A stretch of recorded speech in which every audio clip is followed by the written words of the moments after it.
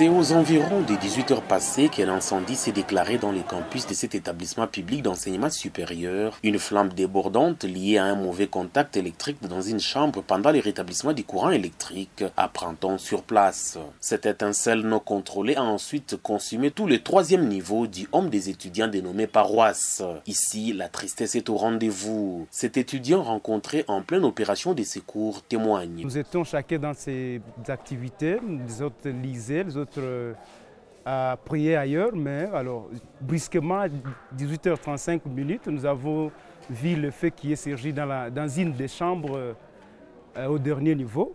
Alors, en tout cas, c'était une grande surprise et voici aujourd'hui, maintenant dans les temps dans lesquels nous sommes, on ne sait pas comment se comporter maintenant. C'est avec des larmes aux yeux que nous venons de perdre notre bijou dans lesquels nous habitons. Nous avons voulu sauver certains éléments, certaines affaires, mais bon, vu la chaleur et l'immensité du feu, on n'a pas pu sauver la grande partie de nos biens. Nous avons vécu la présence de la MONUSCO, mais qui est venue trop tardivement quand on n'avait plus besoin de lui.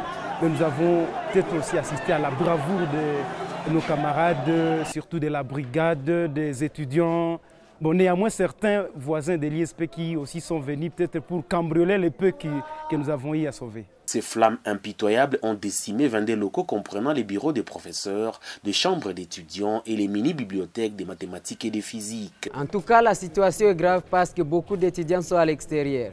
Bon, beaucoup de biens de valeur sont perdus, notamment les diplômes, notamment les frais académiques, sont brûlés dans des chambres. Le matin, le porte-parole des étudiants de l'ISP soulève une autre question sur les conditions d'hébergement. Aux autorités, tant provinciales, aux autorités nationales, aux personnes de bonne foi, de pouvoir venir en aide tous ces étudiants qui n'ont pas d'abri pour le moment. La question de réhabilitation de l'ISP préoccupe au plus haut point l'opinion locale qui veut voir l'ISP recouvrer son visage datant. Nous demandons aux autorités tant nationales que provinciales de nous venir en aide suite à cet événement malheureux qui vient de frapper l'Institut supérieur pédagogique de Bukavu, puisque l'ISPCL ne saura pas résoudre ces problèmes, étant donné que nous travaillons dans un contexte à Covid-19.